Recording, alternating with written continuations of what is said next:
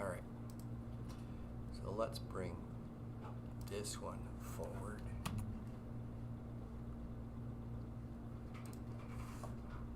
Oops.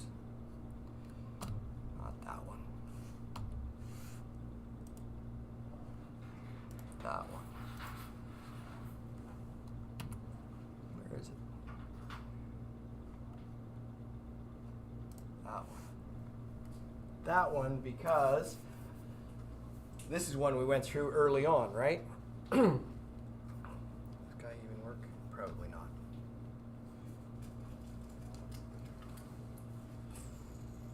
Had a cool laser pointer in it at one point. Okay, so we went through this early on, and I like to go back through it again, just kind of a quick reminder, right?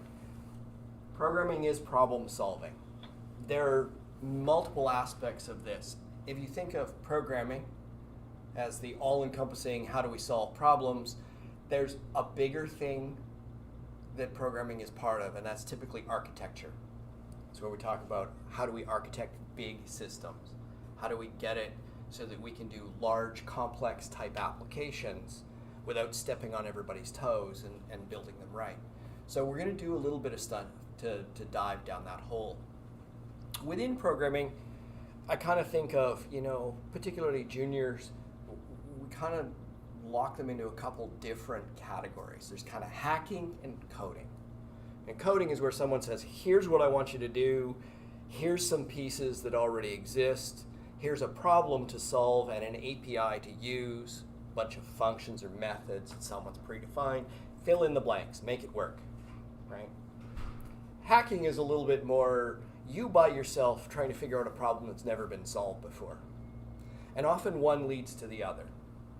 So people have this kind of negative connotation of hacking things together, which when you're prototyping stuff is kind of like the primary good thing you're going to do.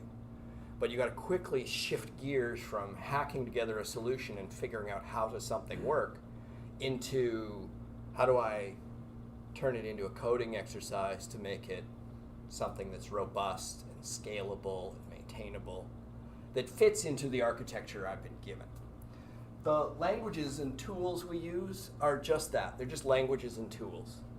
So when I tell you there's multiple different ways to solve things, and when you go on the internet, you've probably already seen a dozen different ways to solve different kinds of problems, that's okay. Those are just different tools as well. I encourage you to try as many different things out as possible, because you can't really break the machine, right?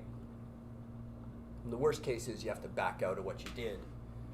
And of course, if you've got the source control thing working properly, backing out of what you did is not hard.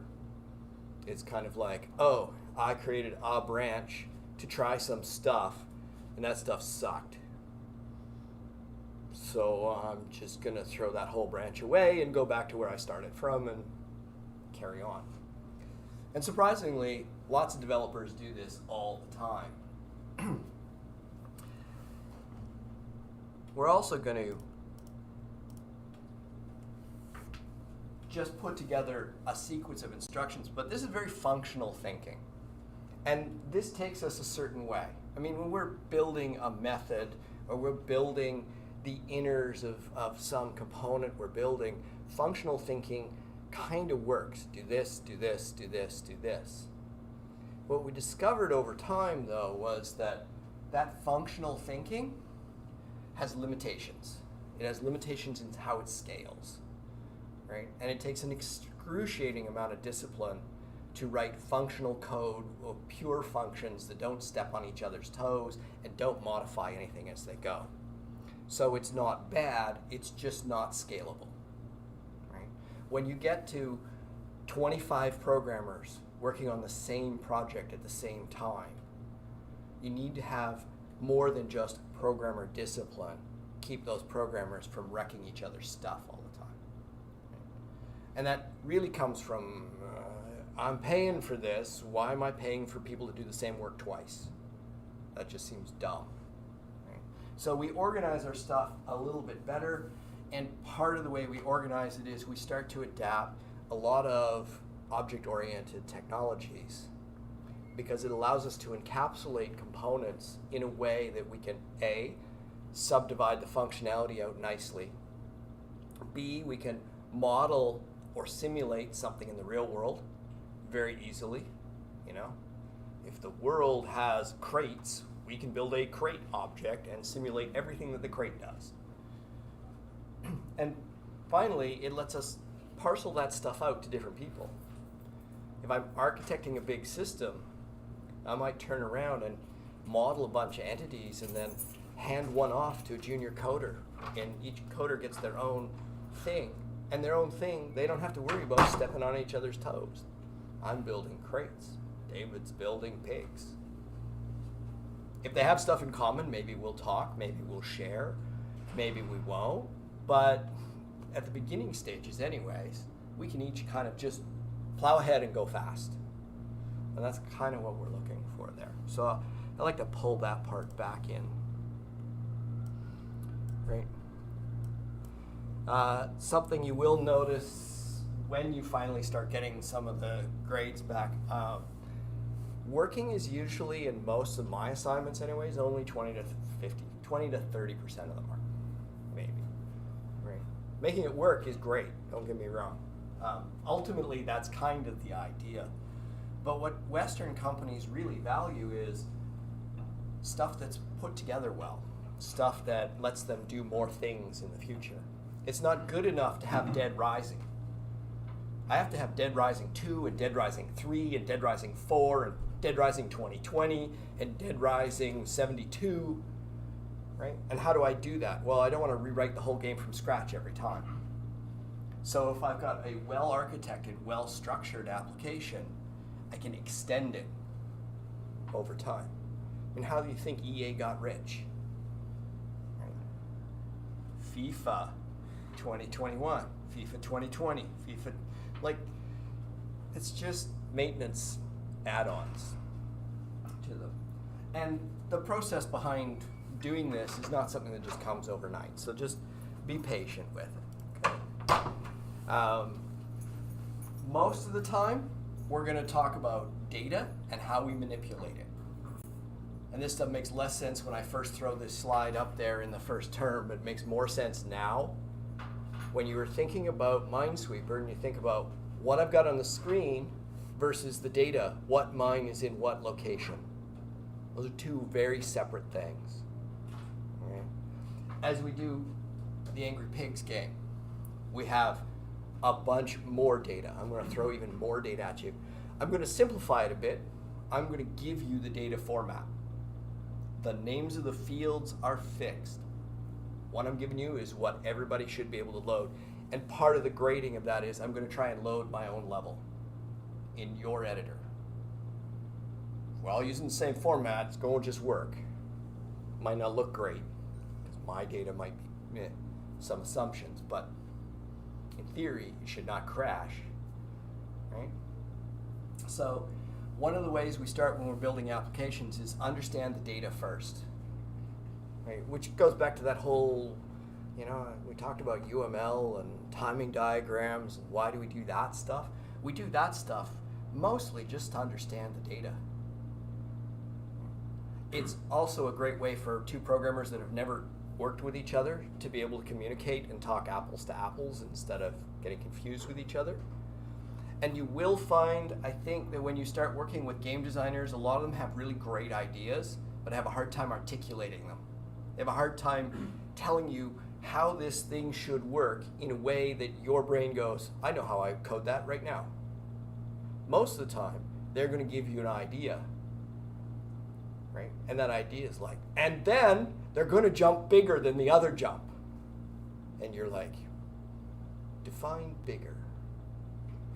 Well, just bigger, you know. No, I need, like, is it 150% bigger? Is it 160% bigger? No, it's just bigger, right? Like, you're going to need a way to pull that or elicit that information out of people. So some of the tools and some of the steps in the process of understanding your data and modeling your actual application are all about this kind of stuff, right? Pulling that information out of people who aren't necessarily as technical as you are. And in fact, if you love doing this stuff, there's a whole branch of software development called requirements analysis, and that's all they do. They go sit down with big companies, talk to 100 different individuals on how their process works, on whatever they make or whatever they sell, and tries to encapsulate that in documents and diagrams so that software developers can build tools for them. Now, we're going to break some of this stuff down because we're going to start by designing and building our app. In order to do that, we're going to need a little bit more understanding of how client-server stuff works, and I hope to do a lot of that today. Okay. We're also going to have to build some user interface stuff, and I do like to start with the user interface stuff. And to that end, one of the things that's most painful when you're doing your applications is doing the CSS stuff, right? It's like time consuming. It's not like super hard, it's just fiddly.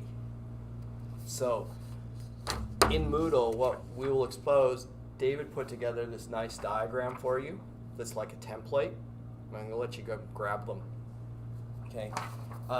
There's also, we're going to introduce the CSS grids in a very simplified form, and I'll give you a base CSS styles that just kind of zeroes everything. And the hope I have there is by giving you some of the CSS basics, you'll be able to put together kind of the UI for an application pretty quick without having to spend a ton of time fighting with the CSS. And so you can get right into the meat of writing JavaScript stuff, writing the actual application. Okay. And of course, I always like to point this guy out, right? This guy wrote this book. It's the definition of the C programming language. Keep it simple, stupid. Anything you do that's super clever, if it's at the edge of what your capabilities are, you're guaranteeing you can't debug the thing you just wrote. When you pull stuff from the internet, try it in a fiddle, try it in a code pen first, until you understand 100% what it's doing. Once you understand it, then you're gonna like, well, in my experience, I never find anything that's exactly what I want. But someone's given me an idea. Oh, this feature works like that, right? I was telling David, I learned a whole CSS thing over the last week, formatting some stuff up, and there's a new display type that does this formatting kind of the way I like it. And I'll share it with you, but it was something that I didn't, it's new, I haven't seen it, kind of just works. Instead of me fighting with a bunch of CSS stuff, I just used it. All right. Come on, why is this not working? Go away. So, let's talk about what we need to talk about first. And I really just wanted that guy up so that I got the slide.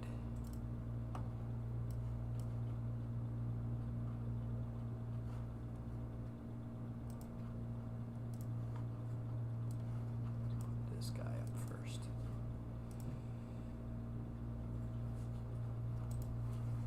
All right.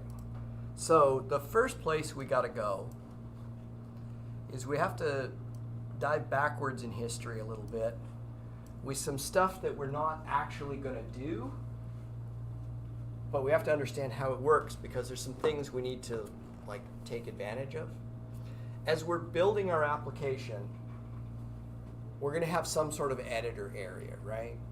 And in that editor area, we're going to want to drag and drop things where they land. So I'll show you how to do all the drag and drop stuff.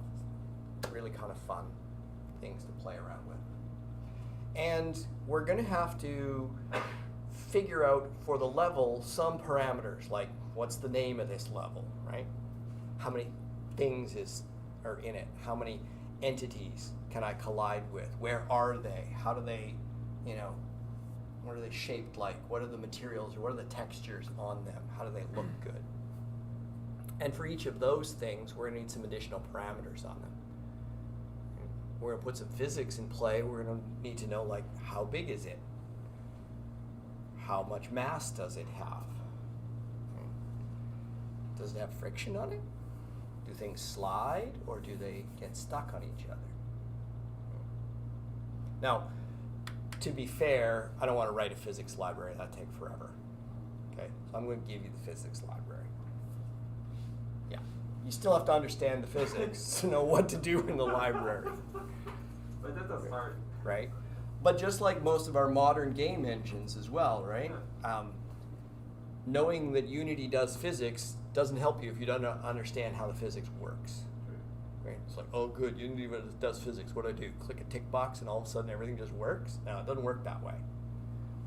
So from first principles, we're going to have this idea that we're going to build something. In fact, probably, David, can you like drag that whiteboard up here? Do we have any pens too? Probably not. Do we have some in the front? Yeah, I don't think we have any in the front. By the computer, though, the little bucket. There was a thing there. No, there's none in the little bucket. Do you have some in the office? Yeah, we'll grab a couple off the office. We're going to need that eventually.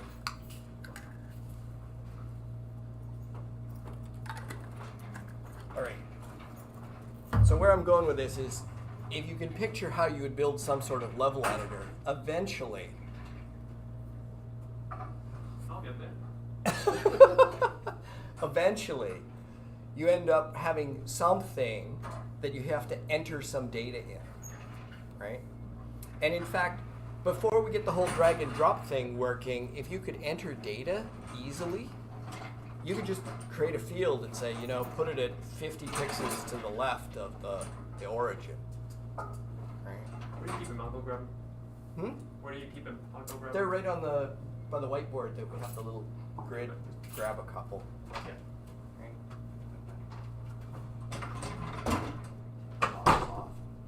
Turn that in a second. We're gonna draw some pictures. We're gonna do some pictures.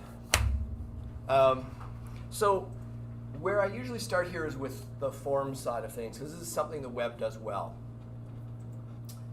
Building forms is relatively straightforward. There's a couple tags that we have to learn, and once we learn those tags and a little bit of formatting, we can build a form on the web that lets us have user data pretty easily. Then we need to do a couple things. Then we need to do some JavaScript to go collect that data.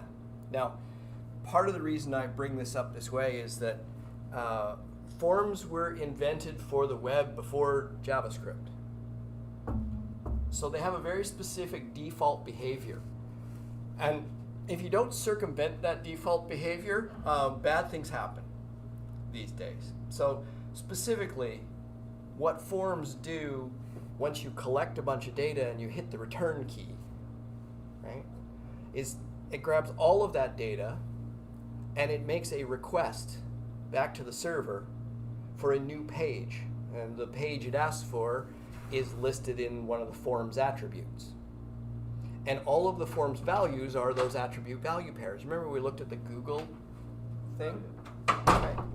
So we're going to have to use that capability, but then interrupt it. So we're going to prevent it from happening, and then we're going to take over with our own JavaScript and do the right thing.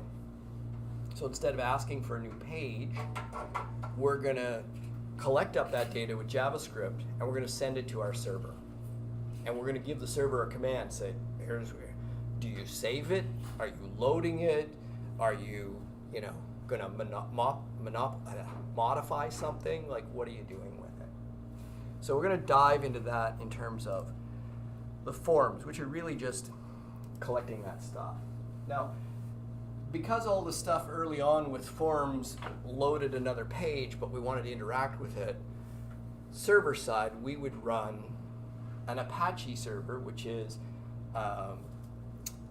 running the web server thing that serves pages, and a MySQL relational database, and a PHP interpreter. And without getting into it, the PHP interpreter reads a page you write in PHP, which is a mix of the PHP programming languages and HTML, and the PHP interpreter spits out an HTML page. So when you took a form and you sent it off to a new PHP page, the PHP page on the server would run the PHP interpreter with the form data you sent, generate a new HTML page and send it back to you.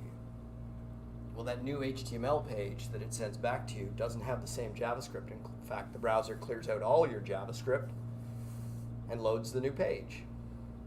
And we're building an editor app, so if I had stuff in memory and a bunch of JavaScript stuff, it just got wiped out. Well, that's bad. Don't want that. So we're going to intercept that PHP form thing, and instead, we're going to use our own JavaScript. We're going to write the code to send that information to our server. Okay. Now, how do we build those forms? Well, there's a form tag. It's got a bunch of attributes on it, and most of the attributes, because we don't want it to go anywhere, we're going to leave empty. So there's not going to be many attributes that we're going to use. If you see them out in the wild, you'll see an action kind of value. That's the destination page. And you'll see method as a attribute for the form tag. And that's, do I want to send this with a GET request, i.e. all of the information is wide open to the public? Or do I want to send it with a POST request? In other words, I want you to hide this information, send it to the server, and go get me that new page back. I'm not showing you how it works because we're not going to do it quite that way. But we do want to use the form to collect information. Inside the form, we're going to have a bunch of inputs. And the inputs have a bunch of different types, and we can mix and match them. So it makes it pretty easy for us to structure a form to do something cool. These are the typical types. There are a few more than this. And what these types do for us is they do a certain level of syntactic validation. So when we talk about validating things or testing whether they're good or not, there's two kinds of testing or validation that we do to see the data that we have. There's syntax and there's semantics. Syntax, right? Where do the semicolons and commas and hyphens and dashes go? Semantics, meaning. So the example I always use is, let's say I send you an address, right? 88 East Pender. The syntax is 88 is the street number. East, is it E dot or east? Right. Pender, street. Where do we use the full street or just ST period? That's all syntax. Which way do I write the address? Right? Which way do I write a postal code? Right. 3, letter, number, letter, dash, number, letter, number. It's a Canadian one anyways. Right.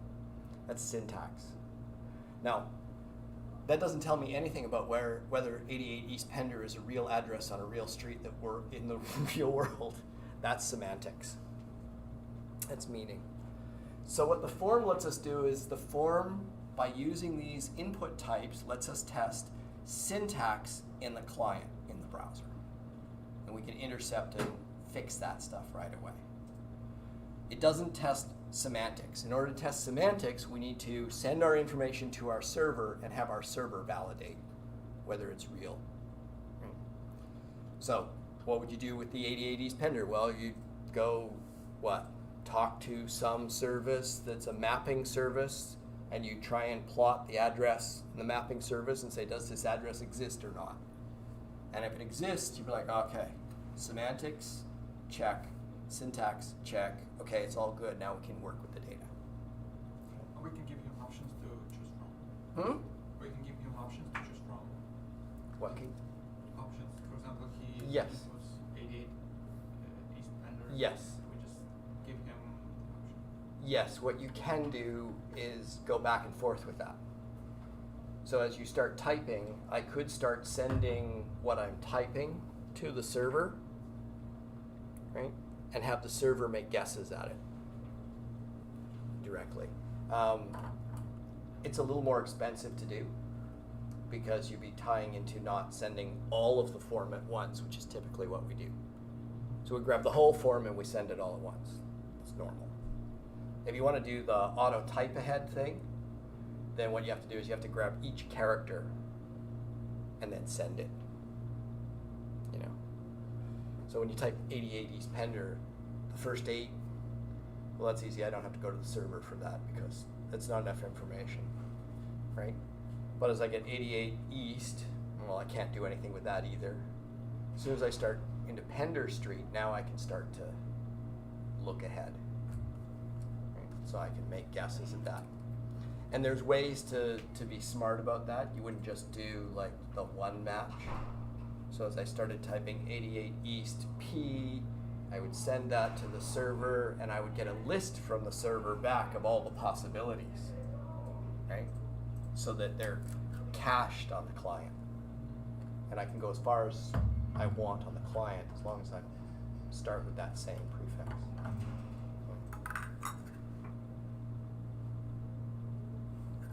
Okay. So, as far as these fields go, I mean, date's pretty straightforward, right? Date and time.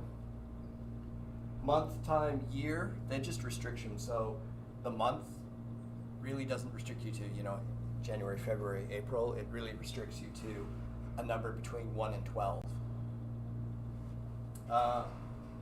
Fields and text are fairly similar. Normally, the default we use is text. It's free-form text. It's the most dangerous thing you can give to a gamer.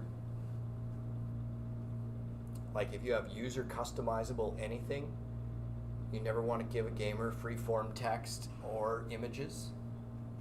It's not upload your image of your face, we'll put it on the character and give us your name. I mean, just imagine how many gamers are going to abuse that. Right? I can upload any image and type anything for my name. Right? So that's where the semantics, you would start typing a name and we would send it to the server and go, here are the allowable names based on what you've started, right? So you don't come up, basically that's where you insert your profanity filters and your kind of obscene homophobic filter and your whole, like, that's where you put that stuff. Ranges are typically integer numbers and they give you a spinner. You get a different form input. So we'll play a little bit with this. Checkboxes are checkboxes. Password fields give you the stars. You don't actually see the password. If you grab the value from it in JavaScript, you get the password. Okay. And the trick, and not that we do a lot of it with username and password, but the trick with username and password is to not hold on to it. So, because you're liable for it, right? So when you grab it in JavaScript, you want to do something with it right away and not save that variable. And quite often what we do is we come up with a hashing function that takes your username, your password, and some cryptic string we come up with in the middle, and then we run it through a hashing algorithm to turn it into another arbitrary list of characters. What's hashing? What's hashing? Yeah. Hashing is a technique where you use one value to look up another, but the one you look up is not unique. It's a one-to-many matching. Can you say that again? It's a one-to-many matching, right? The value of hashing functions, if I took my name, Scott, and I were to hash it, I'd be looking up each character and I'd be matching it to potential outcomes, and there might be multiple outcomes that match it, right? The reason we use it is because it's unidirectional. I can go from Scott to some hash value, but that hash value might lead back to 5 different names: Scott, Steve, Stanley, and Stephen, I don't know, whatever, right? So now it becomes really hard to go the opposite way. Right? So if you do a little bit of monkeying around on the client to mash them together first and then hash it, the only way for you to go from that hash back to the original values is to know the original values and the hashing math algorithm. Okay. Which, of course, if you're writing a server, you do. Yeah. Since you created it, so yeah. We're going to talk about it a little bit. We will talk, not this term, but we'll talk a little bit about how like OAuth login and three-factor authentication kind of works, kind of. Don't write this stuff yourself, right? By this point, I'll tell you, it's like doing online purchasing. Don't do online purchasing yourself. Like, go hire a service and import a library that's already been tried and true and tested. Radio buttons. You all comfortable with radio buttons? You push one, the other one comes out.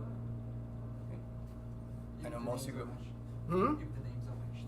If the names match. Yeah, I mean, they're derived from literal radios, right? Radios in the 70s, 80s, and 90s in your car had preset mechanical buttons. And if you pushed one in, all the other ones popped out. The submit field generally looks like a button, but it's a very special button. It submits all the data in the form to the remote server. It also triggers a submit event.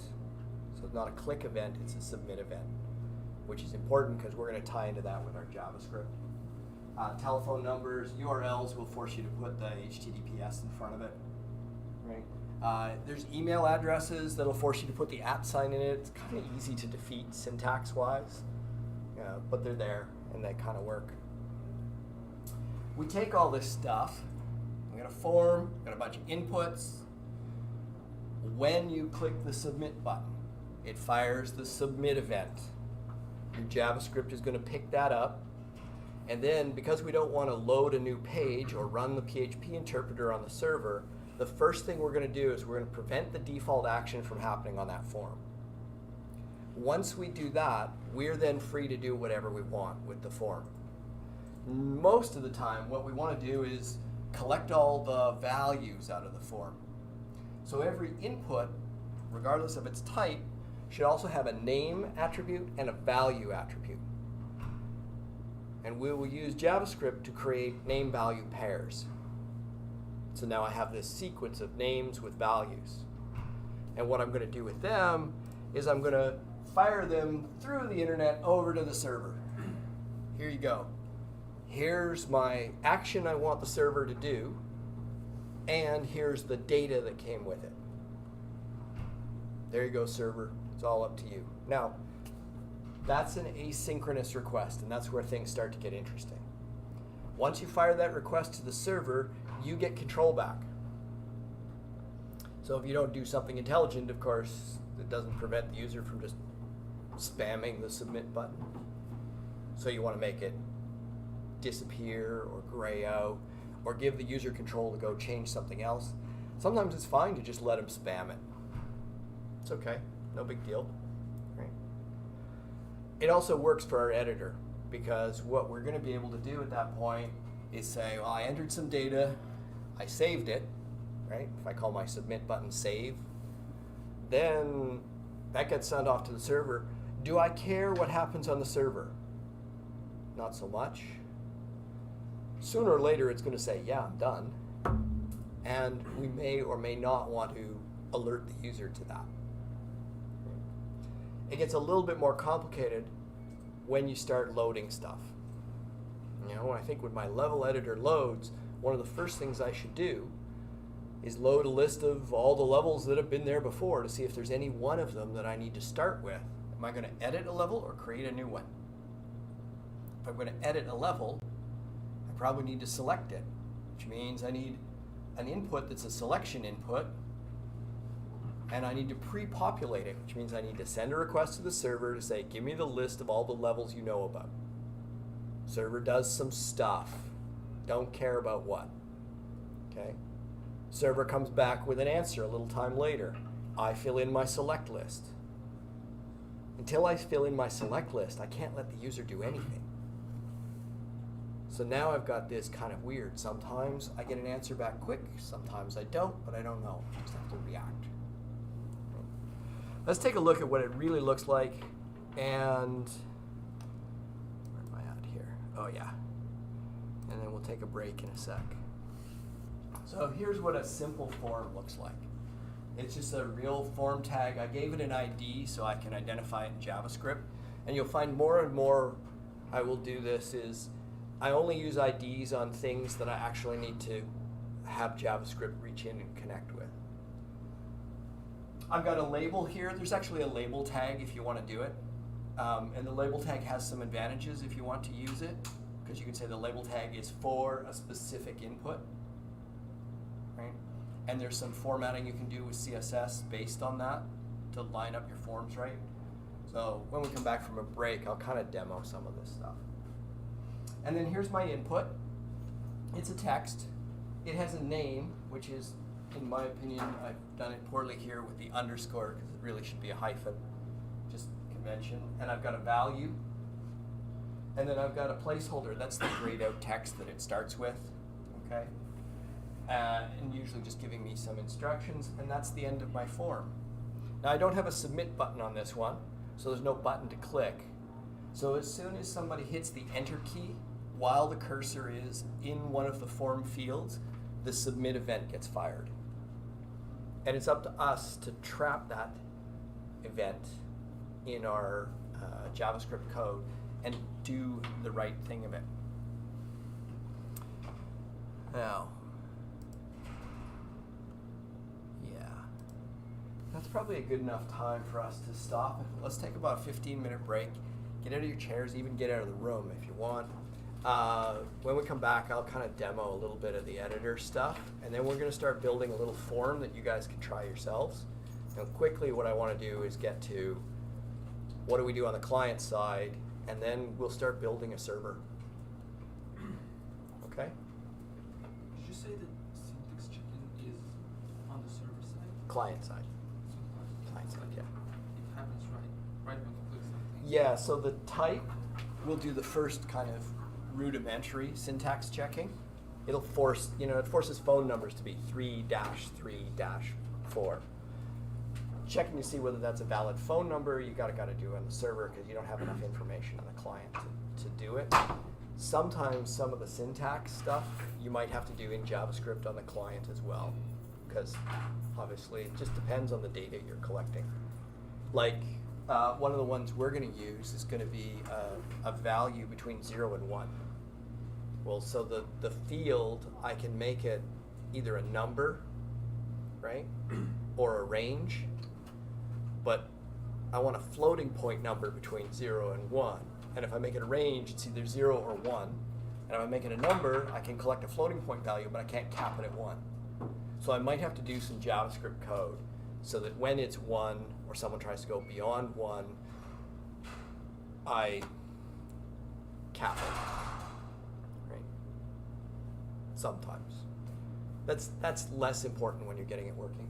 I often use forms to get stuff working. Like the drag and drop stuff's fun and cool, but really, I can replace all drag and drop operations with a form that gives me a X, Y, width, height.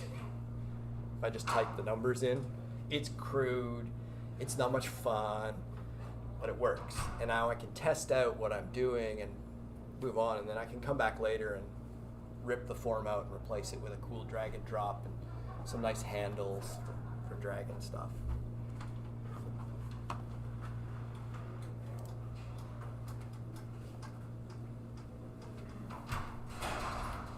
Will we be doing any database related stuff to store the?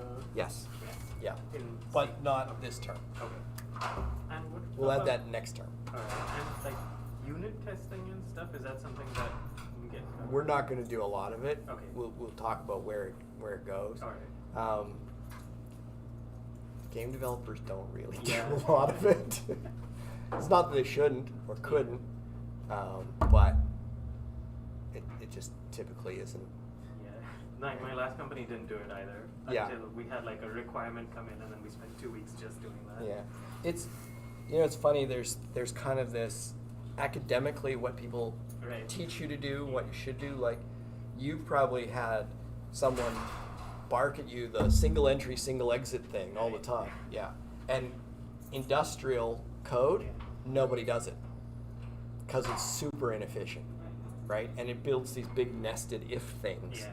So what most people do is test all your parameters at the top, and if anything's incorrect, out of range, null, kick out right away, right? And then do your actual code, and when you return a result, you return a valid result. So those are the same kind of idea. Unit testing, great idea, right? But when you ask anybody who's paying for a software product to be built, whether they want to add 30% of their staff to write code that just tests individual modules exhaustively, really, medical imaging, nuclear plants, military weaponry, those are things I prefer they to have solid unit tests on. Game software? No. Let's put these here so you guys can grab them.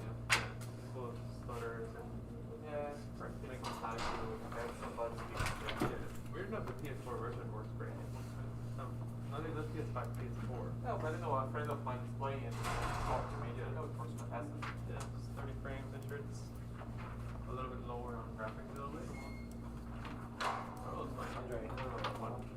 It's harder than previous. Because you have some areas that are not supposed to go, but since it's open world, you might go to them, the dialogue, and things like that. Or even like the first boss.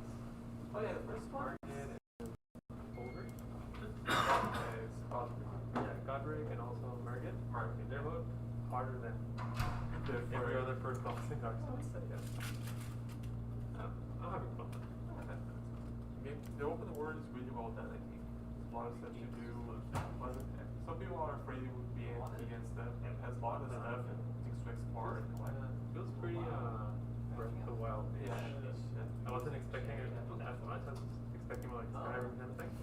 But it really feels like I've seen the creator of God of War, someone who worked in such Dark Souls, like for Zelda Breath of the Wild, Bloodborne, and other really good things. So, it has like it added things from all the Soul games.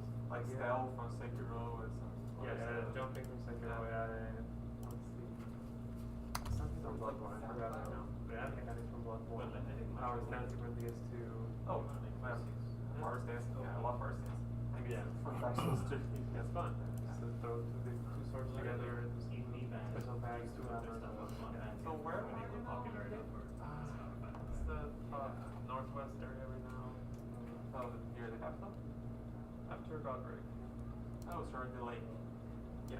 On the lake. I think it's been exploring. Oh yeah, Ray Lucaria stuff, right? Ray Lucaria, the academy? I think I haven't gotten there yet. Okay, just checking. Not gonna spoil anything. I know some things, but it's kind of interesting that there's not a lot of info right now. Yeah, you can ignore a great part of the game if you just go straight into the quest and like today. Yeah. I don't think that's it. Yeah. I'd like to explore everything and do every single thing, so that's why. You get teleported by the... Yeah, the trap. That's so troll. Right next to the starting area. Yeah. I was like, there's something wrong. Yeah. This game shouldn't be this When hard. I went outside, I said, what the hell? This place is not for me, I want to go home. I was like about to restart a character. And I was like, oh wait, fast travel. I just left here. It's weird because some people didn't know that because you can't fast travel inside the cave, you need to go outside Yeah. or near the outside. Some people think you need a site upgrade. Yeah. You can teleport anytime you're open. You're open world. Yeah. That's bad, but I don't know. are you playing in specific builds? Like, oh, you're gonna say to me like what? I started quality and it kind of became strange. That's like, hey, do you want to go on PC? On PS4, I'm playing a Dex build right now. Yeah. And the next build as well. Katanas. Actually, it's pretty cheap to respec and pretty early in the game. Where's the respect? Spoilers, but it's in the lake area.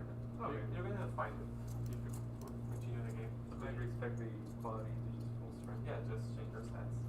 Play with the boss. Oh yeah, the name. I can't remember the specific name. Yeah, you get it pretty early. Like one hand, maybe two hand, it just becomes 2 sets of boss. Oh yeah, that's true. Yeah. It's pretty good. Notably, it's like +8 right now. It's pretty OP, I think, this game. First enemies is pretty bad because they can't bleed like statues and things like that. Yeah. They kind of rare, like. It's only bad against the, you know how the mines have all the rock Oh, heads? yeah. They're really resistant to slashing.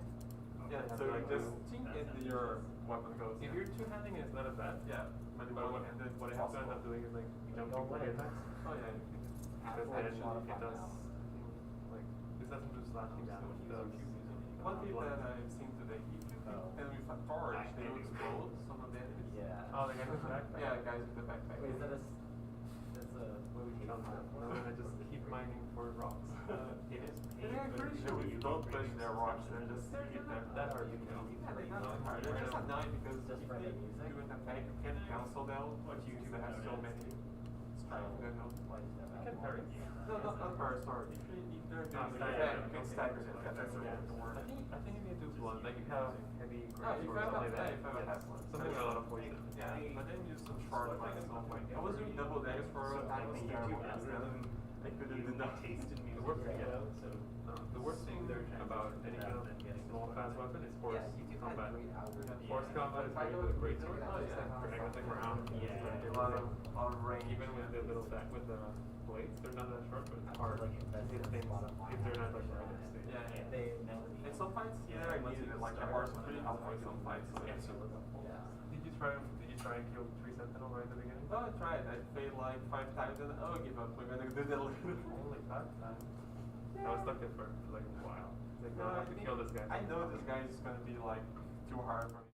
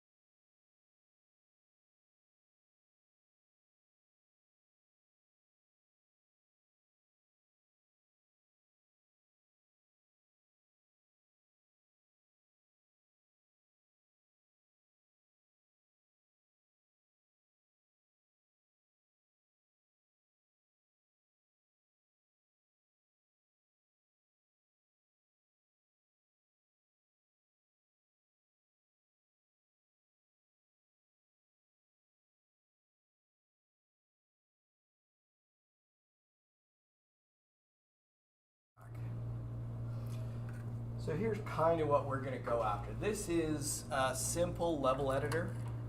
There's nothing really crazy or fancy about it, and we're going to start by building some forms and little test apps for ourselves. So we get used to building the client side of the form.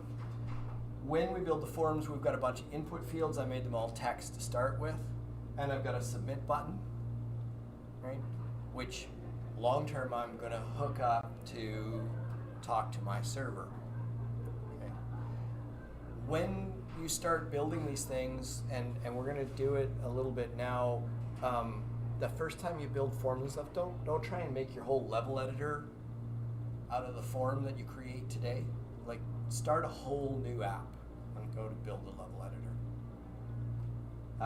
Eventually we'll get into, what happens if I have common code between the editor and something else, and how do we structure that? But this is the basic premise we're going to go after. Now we have to start by building these forms.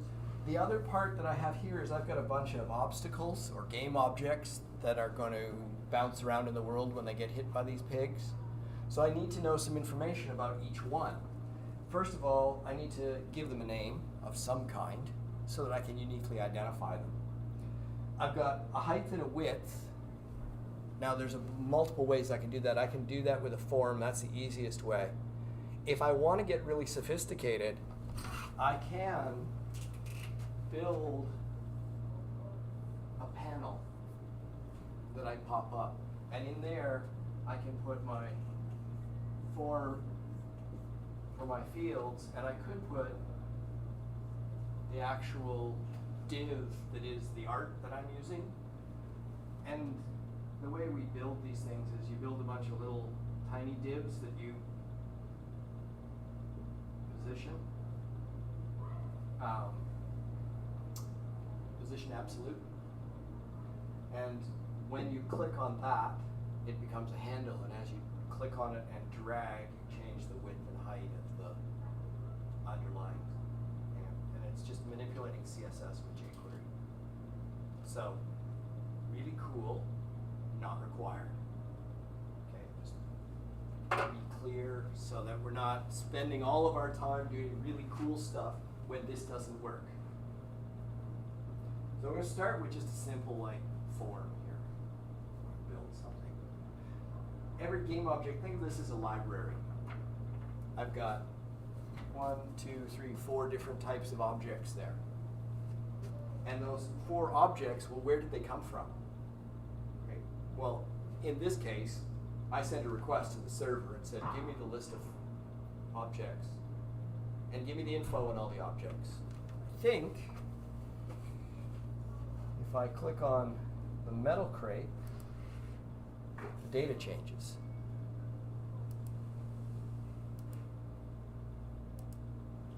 Right? Every time I click on one of those, it's sending some information to the server's figuring out some stuff and sending me a response back. So that's where we want our servers to get to. Kind of park that in the back of your head. And we'll start to think about how exactly we're going to build this form up. So let me sit down, and I'm going to leave that like this. It'll be up here, but also you're probably better off looking at it at the live share, because otherwise I have to make the fonts like.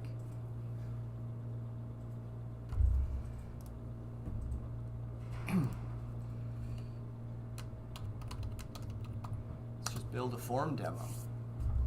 And really, we got to start with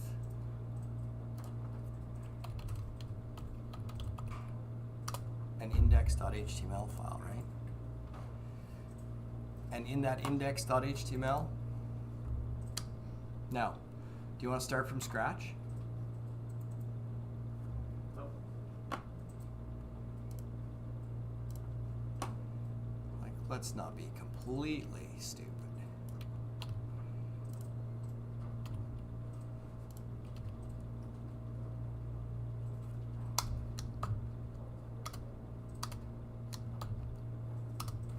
I bet this instance of VS Code has the auto format on.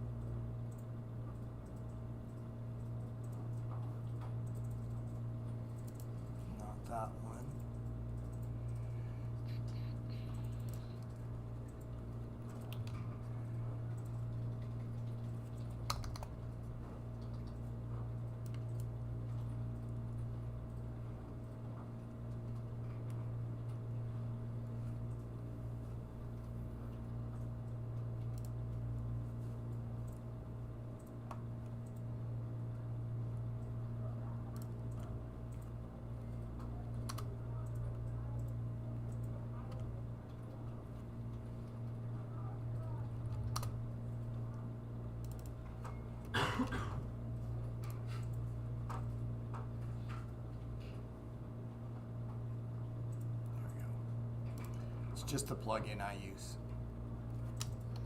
I don't like it auto-formatting everything. If in doubt, oh boy.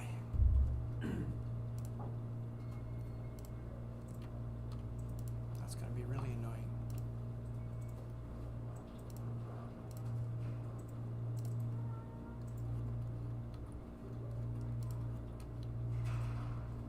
Be nice.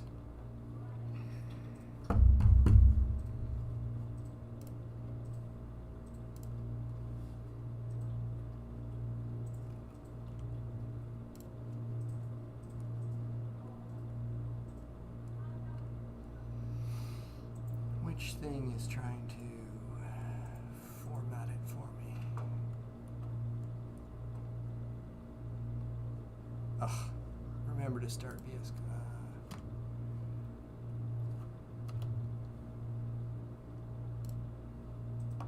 Did that kick you guys all out? Yeah. Farkle.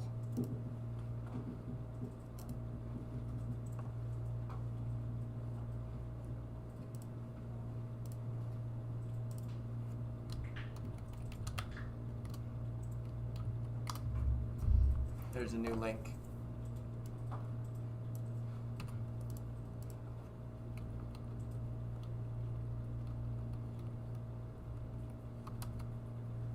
Okay.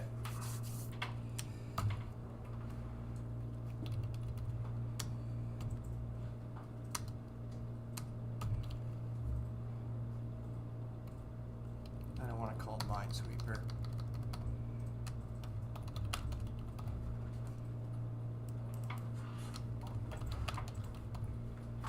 There we go.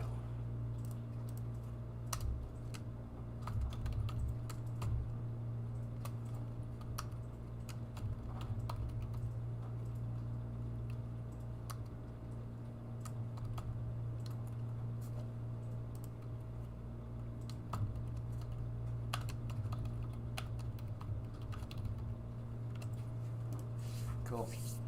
So there's a little form demo. I've got this style base, and I'm going to go to Moodle.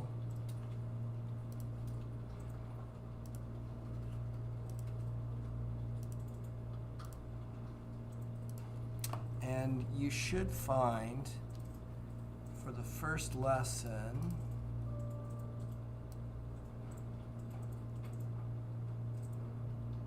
there's a stylebase.css and a stylegrid.css. You want to download them into your CSS folder. New folder, CSS, and then I will download that.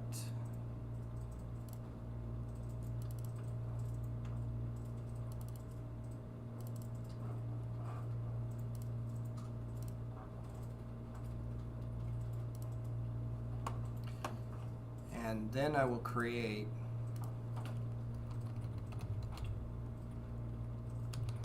style.css. And really, they don't need to have a ton in them. The grid has all the grid pieces in it. Okay? And the little paper that we gave you, so where Flexbox is really nice in that it has some centering and alignment things, the grid's very rigid. And there's like 20 different ways to set up a grid, and I simplified one of them. Okay, I just have a few rows and a few columns. If you want to see kind of like the most complex way to do it, you can go look at Bootstrap, which is a third-party library that kind of does all things for everybody and everything. I don't recommend it because I think it's bloated and heavy, and it's really tough to learn first time when you're just kind of sorting this out. So this is a simplified grid. And what we did in the diagram is we named the names of the classes that you would use. So for instance, first thing I do, I install my style base, which really just zeroes everything out. I'm betting that this style base is an old one that has the grid in it. Yeah. So first thing I'm going to do is get rid of this grid.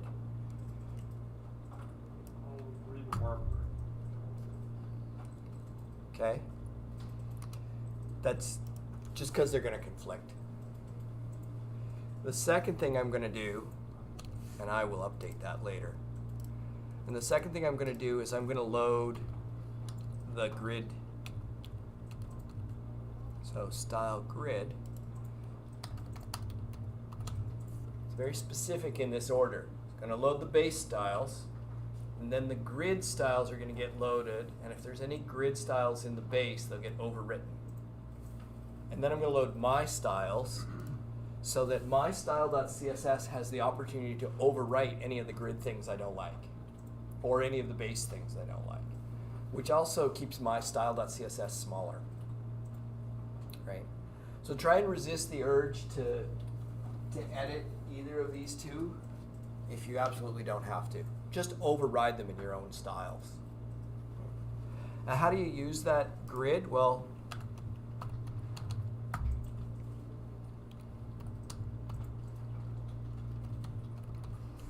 I load up the grid wrapper. That wraps the whole grid, or the whole body is a grid now. And now, for the header, I don't have one of the sheets. I'm going to go, let's see, I'm going to use the row, let's use row head.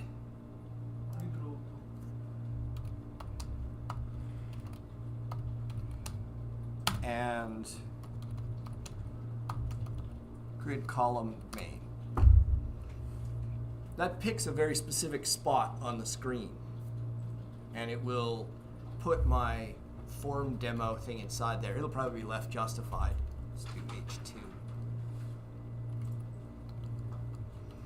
So for the main thing,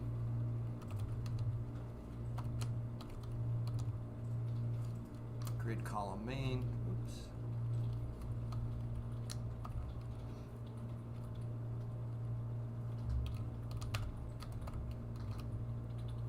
Grid row main.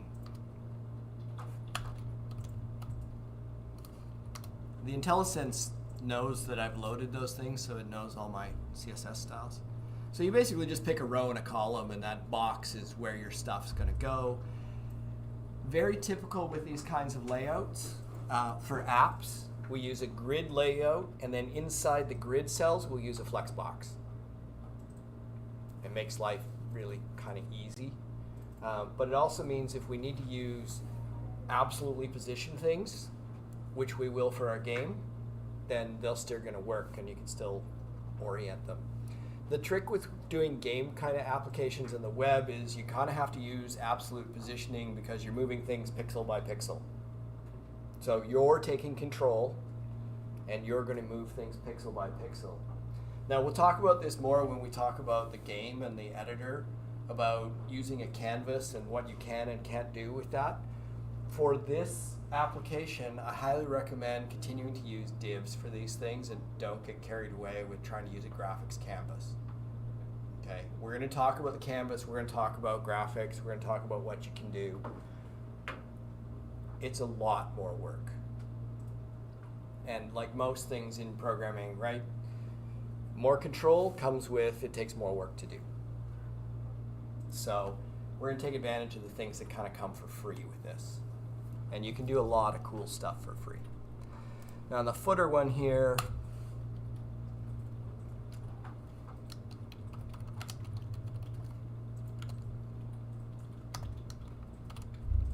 I'm going to use, always does that, puts the quotes in. Let's put right in the footer.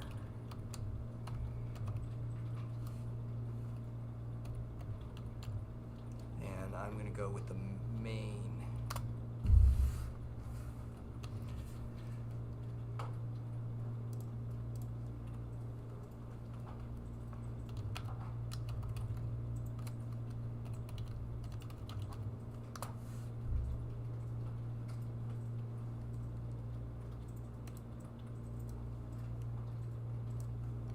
Pretty exciting, right? I mean, it looks amazing. Okay, but it all fits, and it all kind of works. My copyright notice is a little messed up. That's strange. Mine's all the way tucked to the left. You can sit up, and I don't like yours. The real trick is the grid. You can actually just close that. So you got to have the wrapper around the body. Yeah, I have everything.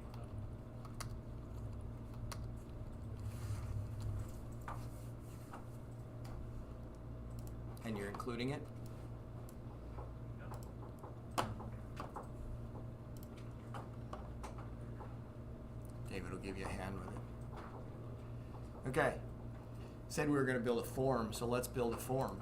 And I'm going to build the form right here. So, form not tough. Right? Now, I'm going to give it an ID.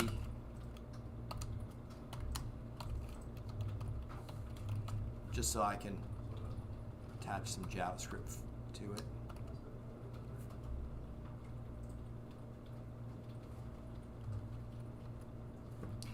And inside here, label. And you notice it autofills it in for me here. So for gives me, it's looking for, what do I want to call this? So for an input, okay, the label marries up the for with the ID, technically speaking. Okay. A lot of people just use it off the name. So you can drop the ID. And that required property is a property you can add to put a little star by it and tell people that it has to be there. And I get a field. I can type in. Okay? Nothing crazy. Let's add a submit button.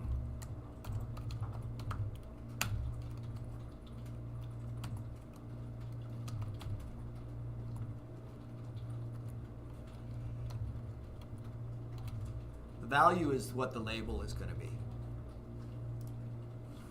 Okay.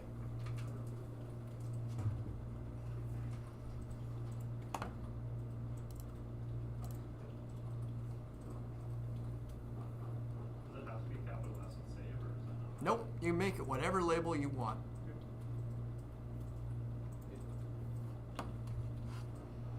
Now let's throw some JavaScript in here just to see what happens with the form. So in my form demo, I'm going to create a new folder called scripts.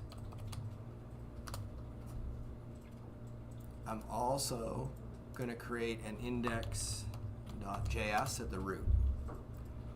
I'm going to load it here just before the body tag.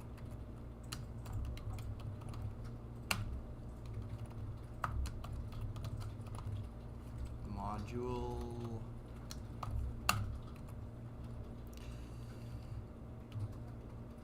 main.js, index.js. There we go. You can call it main.js. It's fine. It's kind of traditional. In index.js, I want to build an application, right? So I can go to a really hack it together mode and just, you know, let's, I need, do I have jQuery loaded? I do have jQuery loaded. Let's use jQuery. And what's the ID of the form?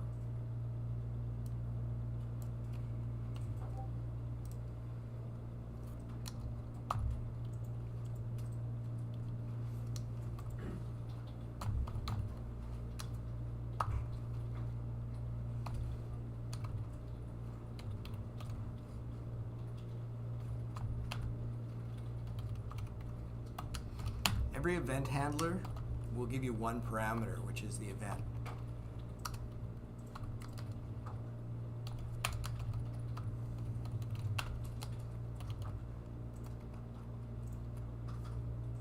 Ooh. Not by the authors of ASP.NET.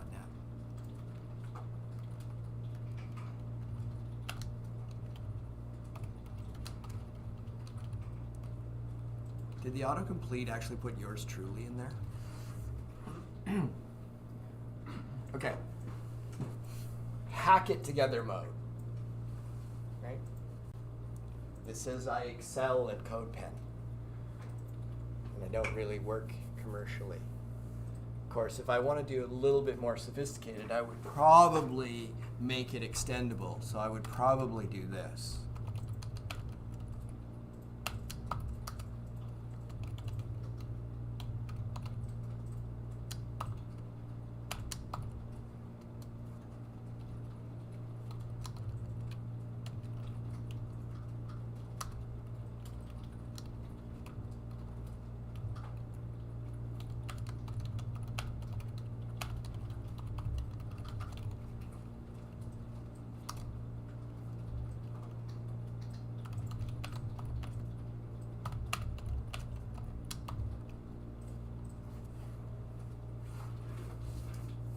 This gives me expandability room. I'm still just in one file, but, right?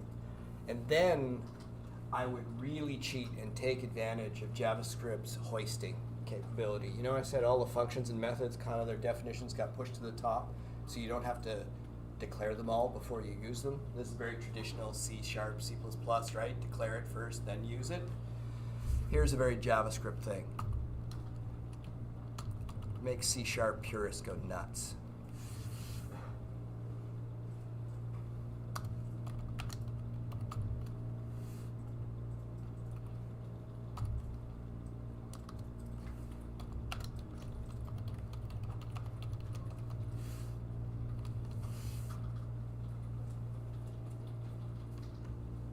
JavaScript doesn't care. I buried everything in the constructor. I didn't need a run method. Kind of just did it in the constructor. So, quick and dirty, I want to know that something happened. So, the first thing you can see, it goes here to, in the autocomplete, it tries to do prevent default. This is what I was talking about earlier. Every form assumes it's sending its contents to a new PHP page. Of course, I didn't specify a PHP page. It doesn't mean it's not going to try. It's going to try and load index.php. And we didn't write index.php. And so it'll just do what? It'll give us a 404 not found error because it can't find index.php. So we have to prevent that from happening. So in every form submission, the first line of code is to prevent the default action from happening.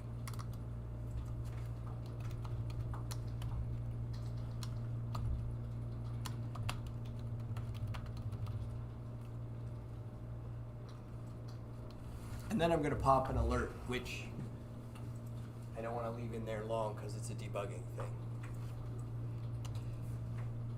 thing. And I want to try it out. So,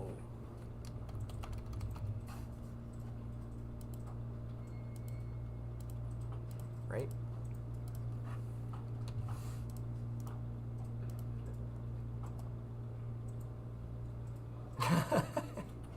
No. Just what I said you wouldn't be able to do.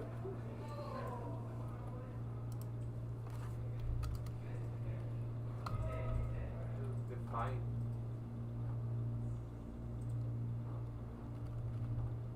Fine for now. Just do it this way. I have to export it, but I don't want to export it.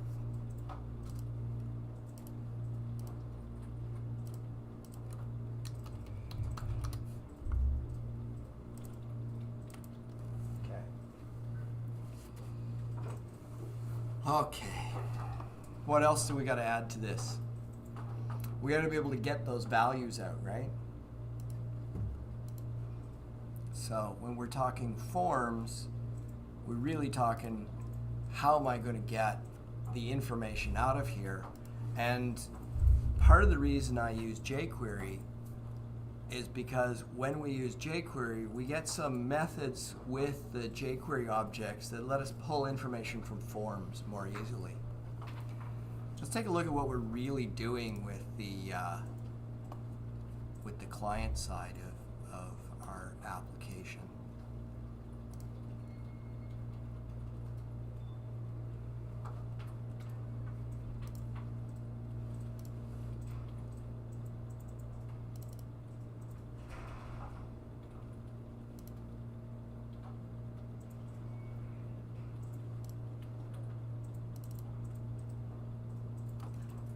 Now remember, this one up.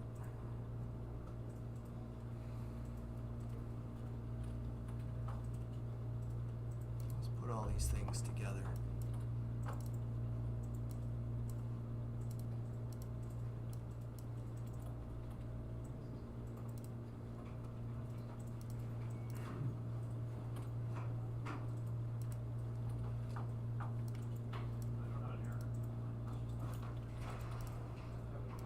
Too many windows open.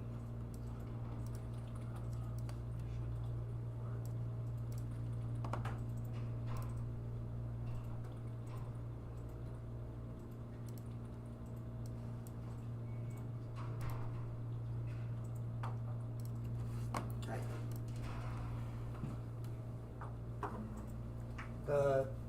The term AJAX really starts from asynchronous JavaScript and XML.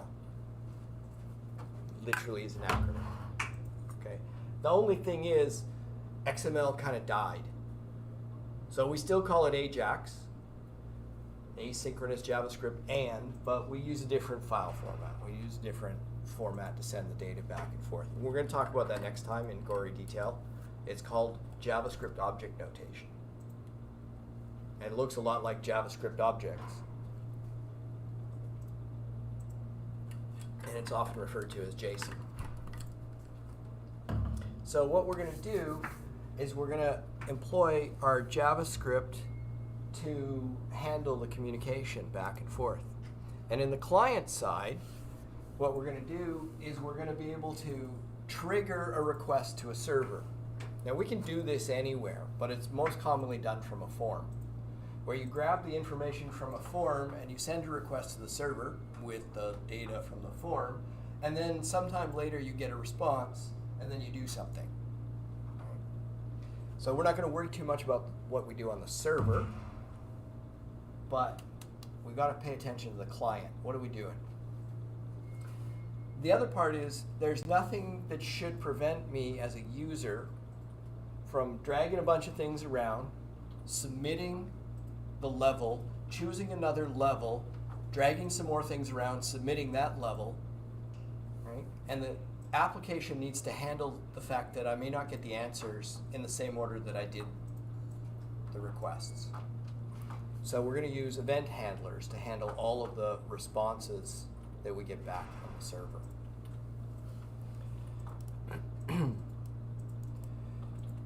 If you were to diagram it out, kind of the way we did with the browser loading, you get this kind of flow. Now when the browser starts doing it, when Chrome itself starts doing it, it's doing a bunch of these GET requests to get all the different pieces listed in your HTML file. When you start doing it, you are going to use the exact same mechanism. You're going to make a request to some resource indicator, so some web page, with some parameters. And at some point later, you're going to get a response, which is going to be some text, right? It's going to tell you what type of data it is. That's what we call a MIME type, which normally is just text, and a blank line, and then some data. So when we're building these applications, it's up to us to encapsulate the stuff we're going to send in the right way to send it. And when we build the server, we have to encapsulate the response in the right format to send it back. That's essentially a string. I'm sending a string, I'm getting a string. And then I just need some software to decode those strings or encode those strings into the right kind of structures that I want. Now, the fun part is really when you want to wait, you have a problem. So doing a login is a problem because now I have to add code in my system to say, no, you're not allowed to see this until I get a response back. When you don't have to wait, when you don't want to wait, then you have to allow the user to have free input. And the example with our editor is going to be pretty straightforward. I'm editing level 1. I can manipulate things around, push save, manipulate them again. I'm not waiting for a response from the server to say it was saved. But the moment I hit that select in the form to try and select level 2, I'm not going to load level 2 until I get a response back from the server that said I saved level 1. So there are times that are very application specific that you need to wait for things to happen, okay? Every request we send to our server is what we call atomic. So they're all independent of each other. They have all of the information they need. I need to save, and here's all the data for the level. And that means not just the data for the level, not just this stuff, but the specific instance. If I do a bunch of objects, doesn't work. I do a bunch of objects,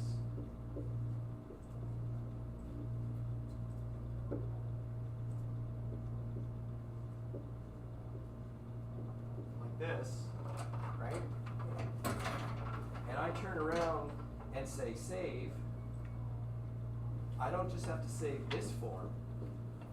I need to walk through the level, extract every div, extract the top left corner of every div, the width and height of every div, the CSS class or image URL. I highly recommend the CSS class. You know, you take the image and you make a single class. It's like metal crate, and then you apply the class metal crate to stretch the image. But I need to do that for every entity on the screen. I need to save that all in a nice structure, squish it into a string, send it to the server, right? And then I can keep editing. Don't worry about your perception that it might be big. Every single message can be in the order of 8K. You're not going to make a level that's going to have 8 kilobytes of XY with height. Class. It's going to be really, really complicated by the time you do that. Right? This is just talking about what REST APIs are. The REST API is what is the verb or the action I'm asking the server to do. I'm not talking about the post and get that are how do I transmit stuff from the client to the server. But attached to what I'm sending, I'm going to take all of this info for my level, right? And I'm going to post it to my server. And what am I going to tell my server to do? I'm going to say, save it. Okay. And how do I tell it to save it? Well, that's what we call the API. And I'm going to attach the action I want to do to the end of the URL. Now I'm talking to localhost, so localhost/save. Well, that could get a little confusing because I've got localhost/editor for the editor and localhost with just a slash for the game. And so quite often what we do is we create our APIs underneath a subfolder. Okay.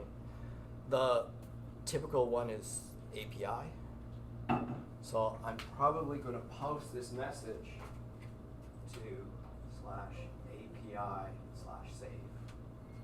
And now I know I'm using the JavaScript API that I've defined. Now, once you get comfortable with doing this, right, there's a bunch of the world that opens up to you because there's a ton of services out there that provide RESTful APIs to access everything from Spotify to Facebook Marketplace to Slack and Discord all have RESTful APIs. So once you can talk to your own server, build your own APIs, you can also talk to these remote services. And you can talk to these remote services either from your client or your server. It's up to you. The stuff that's going to come back is most of what we're interested in. It's not just what is the API that I want, but what does that API want to take as parameters in, and what is it going to give me as data back out again?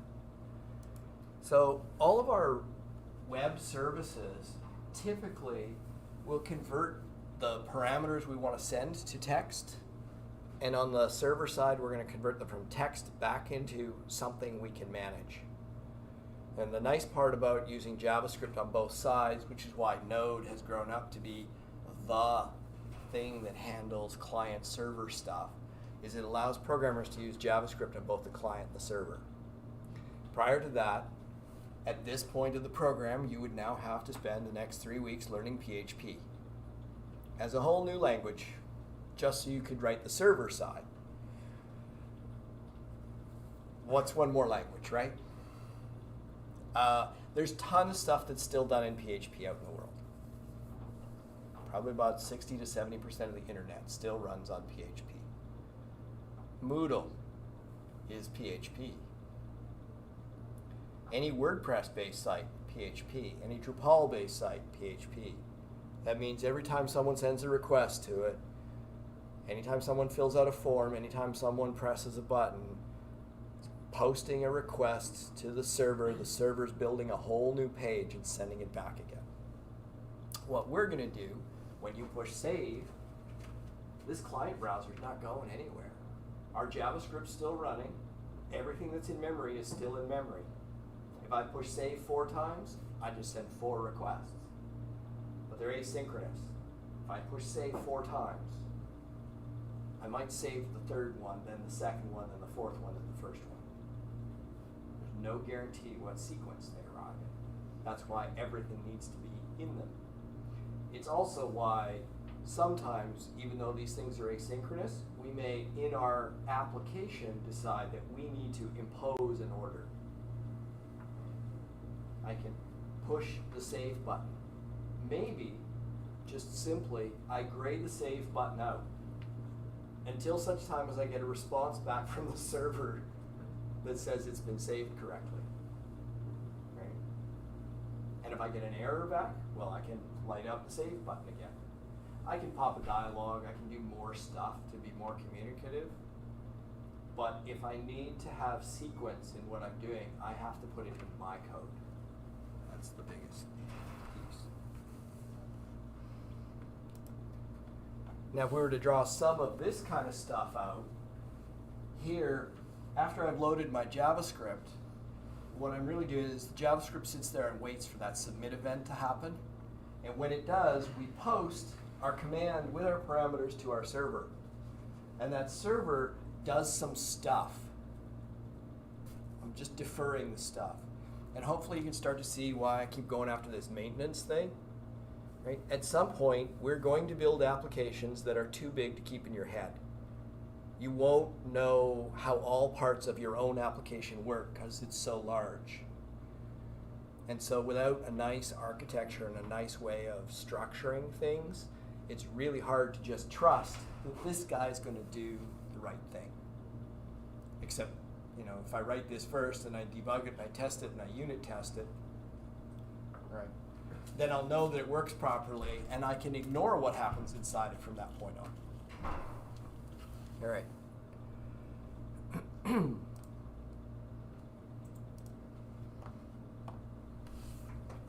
So, here's what the real kind of message flow looks like. And yes, it's too small to read. Okay, when you look at the slides, you won't be able to read it. Okay. But effectively, the user's doing some stuff, you're generating some information, and at the point that you push the save button, you're going to post that information over to the server. The server is going to do some work. In our case, it's going to decompose that data, right, and do something with it. Well, I turned it into a string. I sent it as a string. What would be the simplest thing I could do to save it?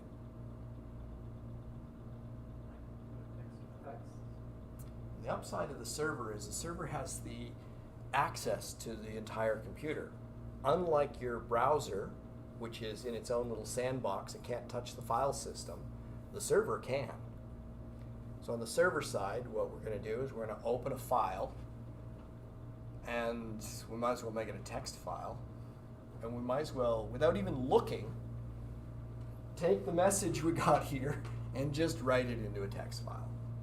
Assuming that the next time somebody wants to load it, we can open the same text file, read the entire contents of the file into a string variable without even looking at it. We can send it back to the client and let the client sort it out. You told me to save this, I saved it. You told me to load that, all right, here, you can have it back again. If you sent me garbage, I'm going to give you garbage back. Server isn't doing anything intelligent. Right? All it's managing is files and folders.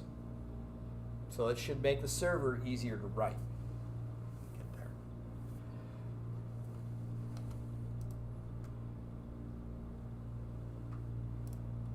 Next. So as we get into the client part here, look at that. Actually worked.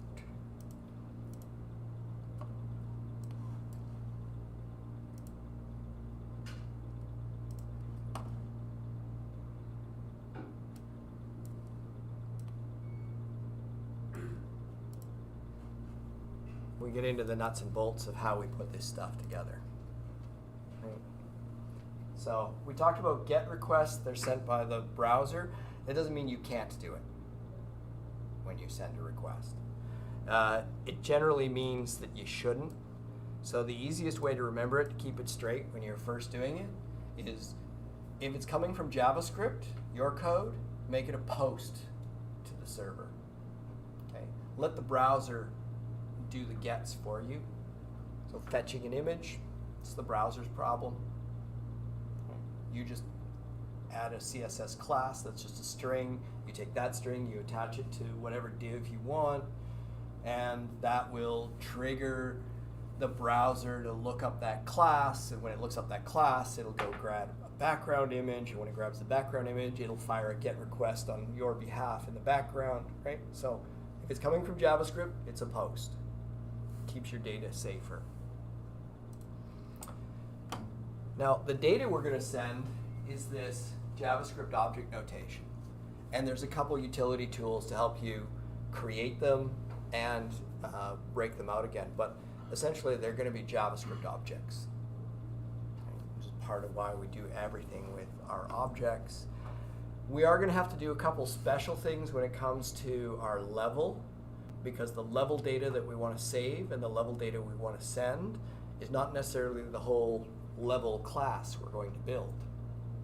Right? Certainly we're not sending the methods, we don't have to. But there may be some internal local variables in our level class when we build it that are things that we don't need to save on the server. So we'll do some really simple magic to make that happen, which kind of gives you an idea of how I picture this already. If you build an object that represents a single level, you can encapsulate all the things you have to do to a level in that object.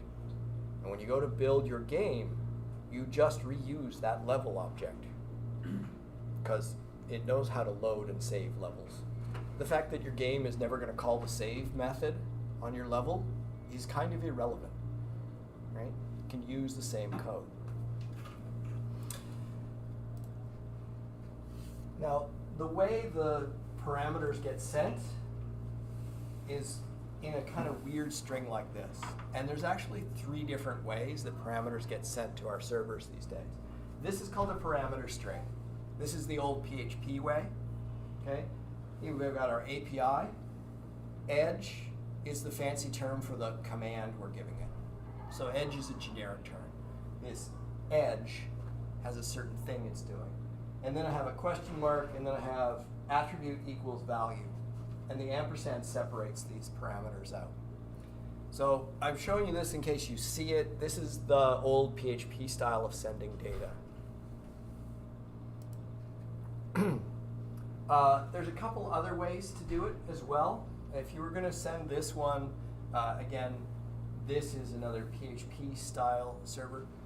We can, instead of this attribute equals value, we can send a chunk of data all at once, one big string all at once. Or we can attach to this edge parameters, which are done a little bit differently. When we get into the server, I'm going to show you all three, so I know it's not super clear right now. All right. We're going to trigger off the submit event. We do need to collect the information out of the form, and we might also need to go grab more information. Okay. Then it is just in a particular form, but it's the submit event on the form that's going to trigger everything to start happening. I typically use jQuery to make my AJAX calls. There's another library called Axios that gets used a fair bit too. Both of those do essentially the same thing in the same format. I just don't want to include yet another library on my client to do it. For completeness sake, the next slide is going to show you what vanilla JavaScript looks like to send a message to a server. This is what you have to do to send a message to a server. You ready to do that for every request? Heck yeah. We create a new request. So on. We add the verb. We add the edge. We say, yeah, we want a response. We hook into an existing attribute and we override it with a fat arrow function that says, hey, when something comes back, here's what I want you to do with it. If the status is okay, then I got something, and I got this response text, right? And then once I've set that up, here's the request, here's what to do when I get an answer, now I can go send the request with the parameters. You want to see what that looks like in jQuery?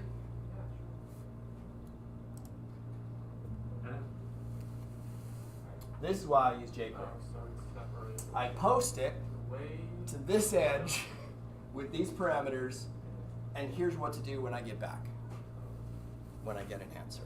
callback at end. Callback function. Okay. Function. It's a fat arrow function. But wait, there's more, right?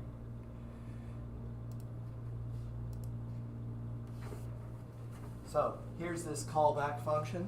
Something to do when I get an answer back from the server, some point in the future. And then I write this callback function. But didn't I say never use this? Yeah. Okay, well, you better not use it. Next slide. So the first thing I'm going to do is I'm going to embed the function as a callback function. Because we can use a function as a parameter because functions are first order things. I still have the keyword function in there. That's still kind of a problem. So, with this callback function, I have a little bit of an issue in that it uses the keyword function, and so the current object I'm in, the this reference, doesn't refer to the right thing, right? Remember looking at that? So I kind of want to use a fat arrow in there. So I want to replace it with a fat arrow function. That way, inside here, which is only going to get executed when I get an answer back from the server, I still have access to all the variables that are part of the class that this was defined inside. Right? So we kind of chain those things together. Now, when we do this, this whole mechanism is called a promise. Right? And promises work kind of like this. If I were defining the variables, when you get back is a function. And it says, after you post this message, here's the data to send, and what this thing returns is a function pointer. This is the function to call when you get back. okay? And when you get back these promise objects, they're literally an object, have a method on them called then. And the then object takes one parameter, which is also a function. Confused yet? No, actually, Cool. Just to make clear, for example, Yeah. I have a level constructor. The level constructor is a level constructor who gets information, who is the level, the information on the level, then gets back and constructs inside this data that arrow. Yeah. Yeah. Okay. So that's often what we do, Okay. is exactly that. Is like in my level editor, the list of levels, that pull down list, in the constructor for the level editor, the first thing it does is posts a message to the server and asks for the list of levels. It then uses that to construct the form for the next step, right? It also loads the first level. Like we did with other JavaScript, we can chain this together. So if I take that same piece of code, fat arrow functions, right? I'm going to send this command to the server. I get a promise object back. That promise object has a then method that takes a parameter, and the parameter is a function of what to do when I get back. And I chain them together. And the reason I chain them together is maintainability. These two things don't necessarily need to be back to back.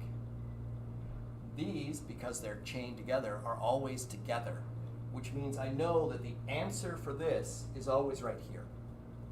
They're glued together at the hips. They can't be moved to different parts of your code or different areas or different files. So we do that for a reason. This is also where we'll tie in error handling. These then clauses also return promises. So technically speaking, you can stack a bunch of these then clauses together. And at some point, I'll show you how we can use that to easily take the data we get from the server, which is a string, right? This is just a string, and does some stuff with it by sequentially hitting a bunch of then clauses to unwrap this string and turn it into something we can use in our application. I was going to say, if I go back there, indentation-wise, this can get a little tricky. Usually what I suggest is, instead of putting this on the end, drop it down and indent it so you know it's part of this request. Right? It's not wrong or bad, and again, consistency trumps my particular formatting. Probably a good place to point out. You'll notice when I do a lot of this stuff, and I got the auto formatter doing weird things, when I do a for loop, for instance,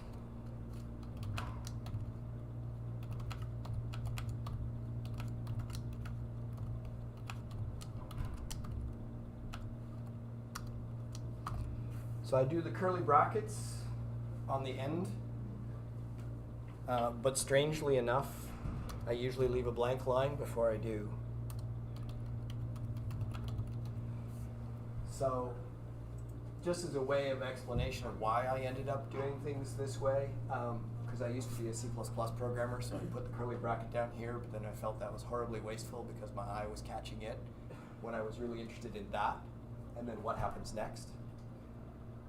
I leave the blank line so that it isn't completely cluttered, and quite often I'll fill the blank line with a comment. I don't put any spaces here or here. And I do that so that I know that this isn't a function, this is a keyword. But this is a function, I can tell because the parameters butt right up against the, right? Now, I'll usually leave a space unless it's a string. I'll let the quotes be the space between. But I typically make that distinction just so that my eye at 11 p.m. when I'm trying to figure out why something doesn't work, and yes, that happens to all of us, just instantly doesn't make those simple mistakes. So this is a function, that's a method, that kind of breakout. Right? You can also drop the last semicolon. So technically speaking, JavaScript's like, well, of course it's the last statement. I know you meant to put a semicolon on the end of this. So you don't actually have to put the semicolon because JavaScript's smart enough to interpret that. And the same here and the same here. That's not requested, right? Just optimization thing? Yeah. Okay. All right. Okay. Let's try and put something in that's going to post something to a server. Now, we don't have a server running, so it's going to go nowhere. We're going to get an error. But even in this form demo, we would actually post something to it.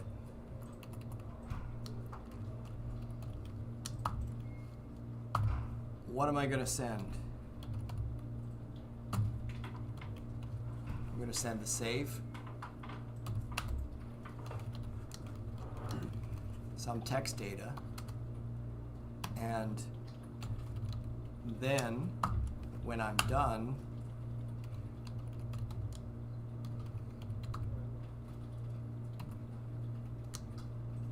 I'm going to get some response back. The other thing I almost always do is fill the parentheses in.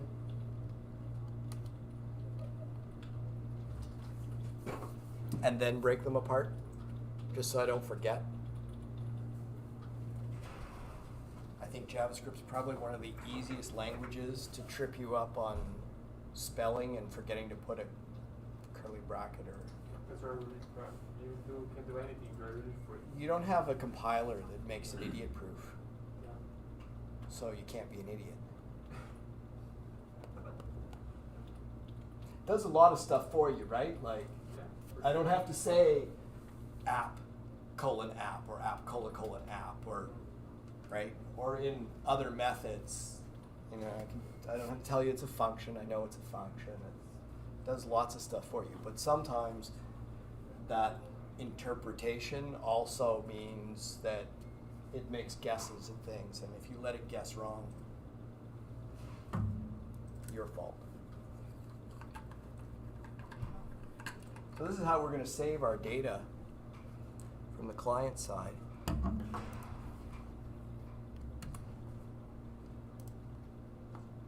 Where's my, oh, I got to do this.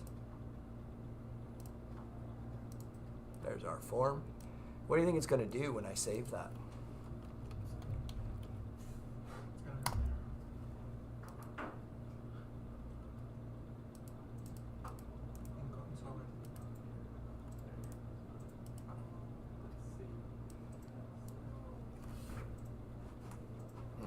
Some text data is not done. We can fix that.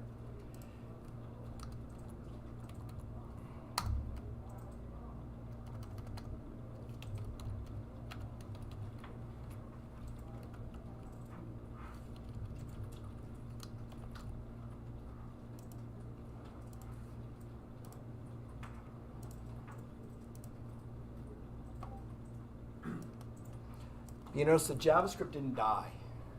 And the application's still running. There's nothing inherently wrong.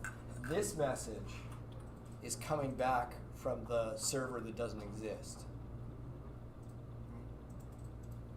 It says, hey, you sent something to port 8080/API/save. That was the command I sent. And you're not allowed to do that. Now, what that really is, I'm running the live server, which means we're going to have to stop running the live server. Oh, okay. Right? Now, it's great to get your user interface up and running. Get the HTML blocked in, which you can probably take one of these worksheets and spend some time now kind of sketching out your first guess at it. Don't be surprised if you change it. Don't be afraid to make photocopies of that sheet and do it 20 times, because drawing on paper is quick and easy. And if you don't like it, you crumple it up in a ball and you throw it away, you go grab another one. And this is British Columbia, so you know we have lots of wood and lots of trees, lots of paper. What? Lots of. For now. Where's my At least until after I die. Yeah, the word's gonna end so much in like borrowing it. If you ever fly in a small plane over British Columbia, you won't be so worried about the forest. Oh, I hate small planes with soft. I only hate small planes in Mexico when their parts are labeled from different manufacturers. You like it? My friend. When you get into a small Cessna and the fuselage is rounded, you know, you get one of these like 8-seaters, and the door is perfectly flat and square and doesn't join with the fuselage. That was a little sketchy. Getting into a 737 and having all the overhead bins from Douglas DC-9 labels on them. I'm like, Still being correct. it's Mexico, you just go with it, right? So yeah, start trying to figure out exactly what the UI for your editor How to lay out everything. and lay out. And once you start laying it out, you not just have the grid, but you probably are going to have some divs inside each region and area. How are you going to represent each of the things on the screen? Remember, we're going to build a separate model to represent the data that we're capturing. Okay? I'll give you what the individual game objects should look like. I'll give you the data we need to capture on the level. Okay, so you don't have to like figure out and guess what that is. Right? We're going to need things like the width and height of each game object. In the level, we need to know its XY location. For the game object, we'll have a library of game objects. So anything that, when you drag it into the scene, the only thing you really should need is its position. Right? If you want to get sophisticated, you could add its orientation, its rotation. But that gets into a whole other world we're going to talk about with graphics because of the way things rotate. The library of game objects, you know, the prefabs, if you will, each one of those things is going to have some information. You're going to need something about its size, its width, and its height. You're going to need something about its mass. Right? You're going to need something about how much friction it has and how bouncy it is. Right? Is it a rubber ball or is it a concrete brick? Right? Now, with the level, I really just have a few things. I gave it a name. Right? I keep track of how many things are in it, but really I could just compute that. I don't have to store it. I do keep track of, from a game perspective, a scoring mechanism. And I just chose something simple. You know, you see these typical games, you get like 1 star, 2 star, or 3 stars. Well, if I carried points on every game object, I can also have a point threshold for 1 star, 2 star, 3 star in the level. And I pretty much have the whole scoring thing done, right? Every object I destroy adds points. Hit enough points, get the right. You can see how you could score that pretty quickly without having to do a ton of work. And then you hand it off to a game designer and say, tune it so that the average person gets a 2-star rating. And they have to tune all of the hit point values and thresholds in the level to make that happen for the average player. That's game design. Cool, that's enough for today. Next time, I'm going to dive into the server a little bit. And once we get the basic server stood up and running, we're going to try and connect the two of them together. So I'll try and get this little form app to send a simple field, one field, to the server and get an answer back.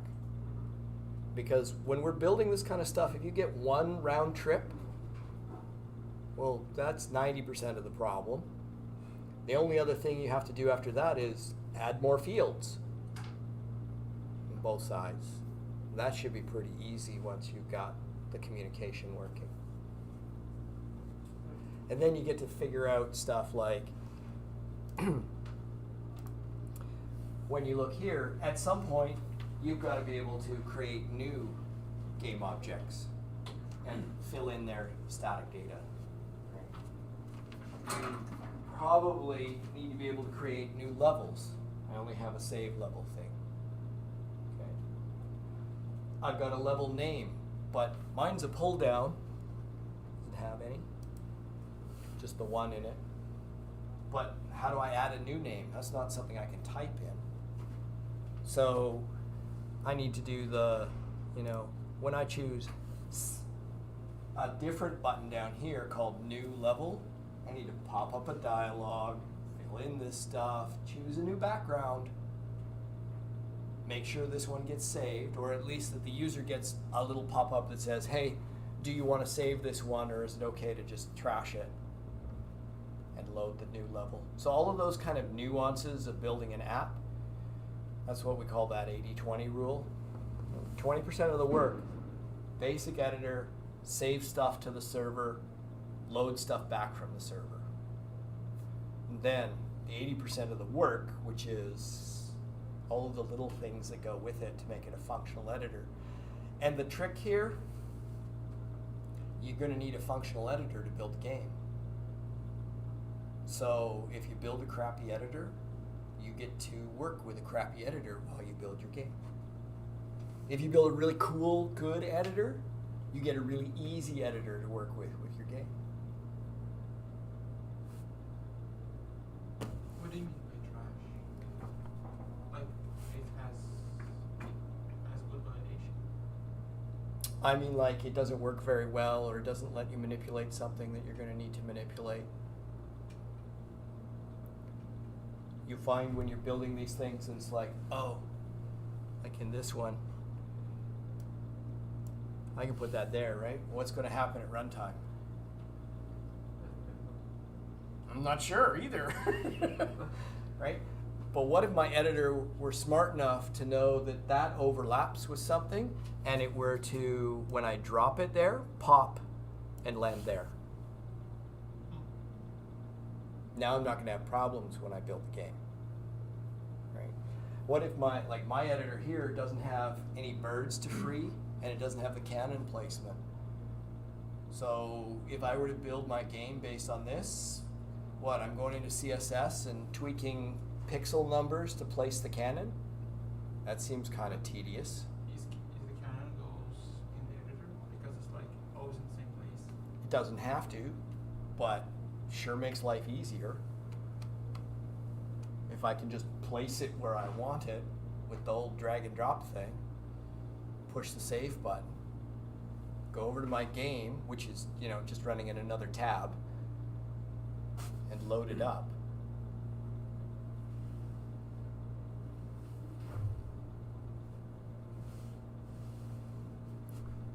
So you just gotta think through all these use cases. You need to load the cannon.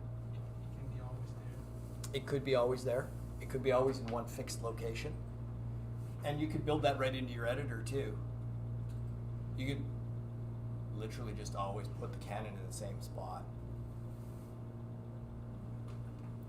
Tweak it once, right? So I always think of these things in terms of, what do I do to make it easy to get it up and running and test it works? Then what are the embellishments? What are the things that are going to make things easy?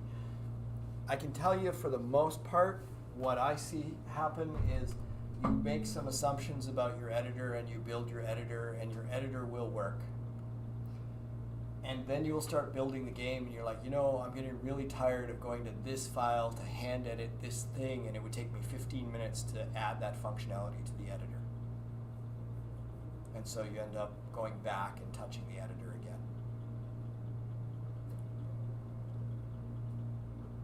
So it would be nice to plan ahead and do everything first. You take your best guess and don't get too upset if you have to rework things. It makes sense, yeah.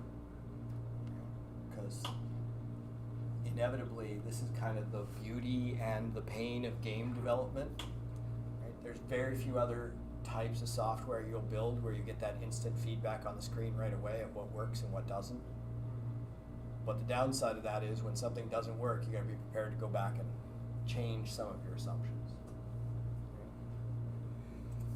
You got about 15, 20 minutes left. You might as well just kind of take your first guess at plotting out what you think your editor might work like.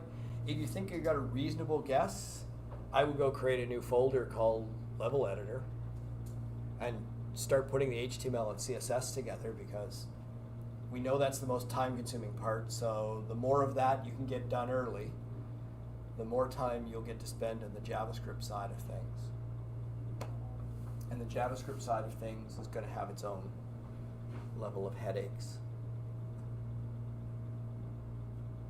Right? So you think it would be nice to do the layout of everything for next week, for example? Yeah, I mean, you could put some basics in. I mean, you certainly... Some style and some stuff. Yeah. But I mean, I would put the whole menu system in. Oh, 'Cause yeah. that's mostly CSS and some button click handlers, and, right? But what am I going to want to do in my menu? Let's say create new level. File save, file new, file load. They don't have to work, they just have to be there for now. Right, you just need to frame all the UI up. Yeah, frame it. You want to have a dialog box? You done a dialog box yet? Like a modal dialog box?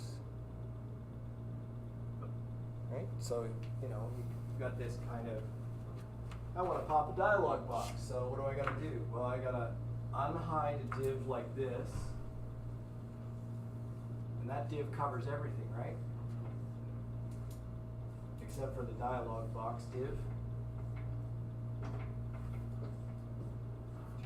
See it there. So I build a big div that's my modal mask. And why do I build that div? It's because I'm going to attach a click handler to it. And what's that click handler going to do? Nothing. In other words, every time someone clicks on that background, nothing happens. They can't get rid of it. They can't do anything. And if I change this, so its Z index is like 10,000, it's in front of everything. So now nobody can click on anything in the editor because I've got this div in front of it that's intercepting all the click events and throwing them away. Then I build my dialog box on top of that. Right? Front, yeah. So now it's in front. So now I can click on that. Now if I make this big mask with like a background color that's gray with 30% alpha, I get that grayed out background. Yeah. Which is exactly how Windows does it. It just hides it from you. Now inside the dialog box, I put a form. So I can fill in some data for a new level. And I put a cancel button and a save button, or new, whatever I want. So it's really good to plot all this out, build the HTML, build the CSS, because you know you're going to need those things before you get to the, how do I get bogged down when I send a message to the server and the server doesn't respond at all.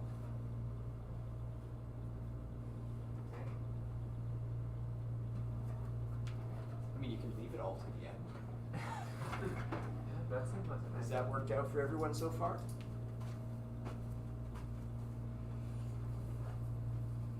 The projects are only going to get bigger. Nothing is going to get smaller. Isn't that right, David? No, folks. Disagree. Wait till we get to term 3.